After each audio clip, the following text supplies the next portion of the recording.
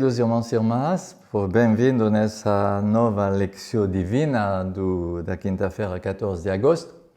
Hoje, 19, Semana do Tempo Comum. A Igreja faz memória de São Maximilien Kolbe, religioso da Polônia, que no século XX ofereceu sua vida como confessor da fé e martírio. Ele, rapidamente, para dizer, ele entrou na congregação dos franciscanos há 16 anos e depois ele estudou e fundou, com outros estudantes, a Milícia da Imaculada, uma espécie de movimento, um movimento mariano no serviço da Igreja, a Milícia da Imaculada. Depois foi ordenado sacerdote e foi professor de filosofia e de história. Fundou também uma revista mensal que se chamava Cidade da Imaculada. Então você percebe a dimensão mariana muito importante desse religioso. Depois chegou a Segunda Guerra Mundial, de 39-45, e a partir de 41 ele foi preso na Alemanha, ele que era da Polônia, e foi conduzido ao campo de Auschwitz,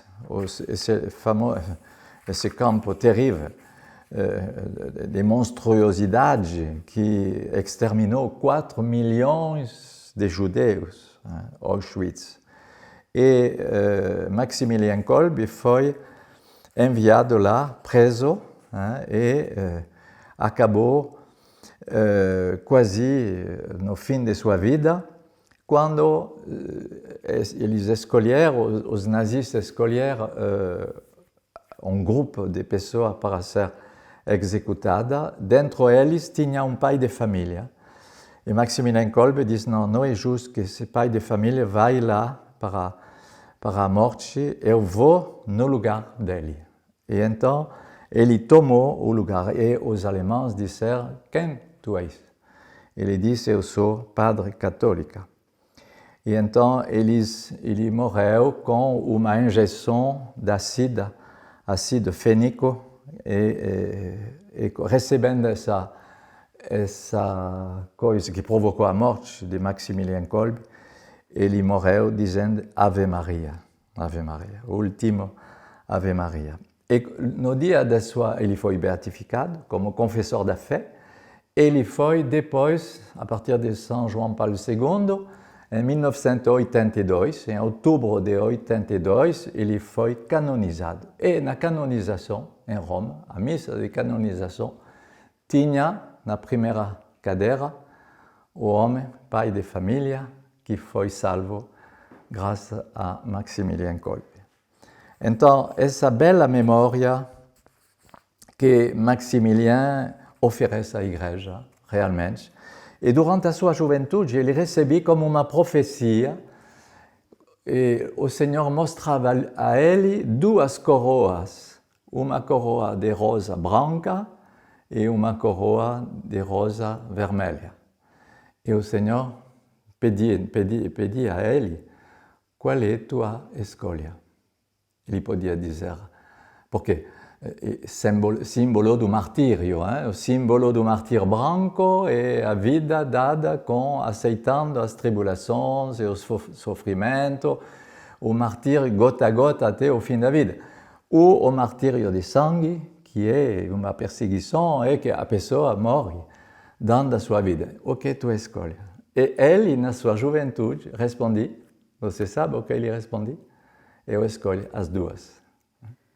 E então, realmente, ele foi reconhecido como esse confessor da fé, beato, e canonizado a partir do martírio, de sua morte oferecida por Jesus, por amor a Jesus. Então, vamos ler a primeira leitura de hoje, em Josué, capítulo 3, de 7 a 17. Hoje começarei a exaltar-te diante de todo Israel, para que saiba que estou contigo, assim como esteve com Moisés. Tu ordena aos sacerdotes que elevam a arca da aliança, dizendo-lhes, quando chegar à beira das águas do Jordão, ficai parados ali. Depois Josué disse aos filhos de Israel, aproximai-vos para ouvir as palavras do Senhor vosso Deus. E acrescentou, nisto sabereis que o Deus vivo está no meio de vós, e que ele expulsará da vossa presença os cananeus.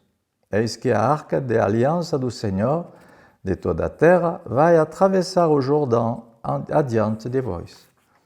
E logo que os sacerdotes que levam a arca do Senhor de toda a terra tocarem com a planta dos pés as águas do Jordão, elas se dividirão. As águas da parte de baixo continuarão a correr, mas as que vêm de cima pararão, formando uma barragem. Quando o povo levantou acampamento para passar o rio Jordão, os sacerdotes que levavam a arca da aliança puseram-se à frente de todo o povo. Quando chegaram ao rio Jordão e os pés dos sacerdotes se molharam nas águas da margem, o Jordão transborda e inunda suas margens durante todo o tempo da colheita. Então as águas que vinham de cima pararam, formando uma grande barragem até Adão, cidade que fica ao lado de Sartã, e as que estavam na parte de baixo desceram para o mar de Arabá, o mar salgado, até secarem completamente. Então, o povo atravessou frente a Jericó, e os sacerdotes que levavam a arca da aliança do Senhor conservaram-se firmes sobre a terra seca no meio do rio, e ali permaneceram até que todo Israel acabasse de atravessar o rio Jordão a pé enxuta. Palavra do Senhor. Então, é linda essa história que faz que a Arca da Aliança passa para entrar em Canaã. E o que isso nos lembra? A saída do Egito, do Mar Vermelho. E também a passagem do Jordão que faz entrar a Arca da Aliança num país pagão, num país dos cananeus. Mas de uma maneira que o Senhor disse a Josué, hoje mesmo começarei a exaltar-te diante de todo Israel, para que saiba que estou contigo como esteve com Moisés. A intenção de Deus era de sublinhar que Josué tem autoridade sobre o povo de Deus. E Josué realmente é o novo Moisés. Josué, Yeshua, ele é a prefiguração também de quem? De novo Moisés. Quem é esse novo Moisés? A lei chegou com Moisés e a graça chegou com Cristo. Então, Josué de Yeshua é a prefiguração de Jesus. Jesus que vai fazer esse milagre, essa transformação, de milagre, prodígio, do mesmo jeito que o Mar Vermelho. Mas é uma prefiguração de Cristo e uma prefiguração do batismo também, porque o Rio Jordão é a fonte do nosso batismo, a partir de João Batista. Jesus, ele mesmo, santificou as águas do Jordão com o próprio batismo que ele recebeu de João Batista. Então, symbolização de passar na outra margem por uma vida nova, essa significação é realmente batismal. É uma prefiguração não somente cristã, mas também batismal. E por isso que Santo Agostinho vai dizer, vem ao teu batismo, caminha sobre o caminho que passa através do Mar Vermelho de teu próprio batismo. Aqui não é o Mar Vermelho, mas é o Mar Vermelho. Por que vermelho? Porque justamente a cor do sangue, que é valor de símbolo do sangue de Cristo, que será século depois, que será vivido a partir da morte redentora de Cristo. O Mar Vermelho, como o Rio Jordão, simboliza sempre para nós cristãos a fonte do nosso batismo. Moisés conduzia os hebreus como Cristo depois vai conduzir sua igreja, os discípulos. E, bem mais que isso, mas pela destruição, não somente de nossos adversários, mas pela destruição de nossos pecados, de nossos ídolos. Todos os pecados que perseguiam o povo de Israel, todos os pecados que perseguiam os cristãos, são como os egípcios, né, que foram exterminados nas águas do Mar Vermelho. E então, depois, podemos nos alegrar e agradecer a Deus com o Salmo 113, que vai dizer, 114, 113, 114, quando o povo de Israel saiu do Egito e os filhos de Jacó, de um povo estranho, Judá tornou-se o templo do Senhor. E Israel se transformou em seu domínio. O mar, à vista disso, pôs-se em fuga. A criação toda inteira. As águas do Jordão retrocederam. As montanhas deram pulo como ovelha. E as colinas parecendo cordeirinhos. O mar, o que tens tu para fugir? E tu, Jordão, por que recuas desse modo? Porque dais pulos como ovelhas, ó montanha, e vós, colinas, parecendo cordeirinhos. E então, é uma transformação batismal, mas que não é íntima, que não é isolada, que é local, não, é cósmica. Toda a criação participe dessa mudança cósmica. E então, agora, vamos passar na leitura do Evangelho, segundo Mateus 18 até 19, para ouvir, naquele tempo, Pedro aproximou-se de Jesus e perguntou: Senhor, quantas vezes devo perdoar a meu irmão pecar contra mim? Até 7 vezes? Jesus respondeu: não te digo até 7 vezes, mas até 70 vezes 7. Porque o reino dos céus é como um rei que resolveu acertar as contas com seus empregados.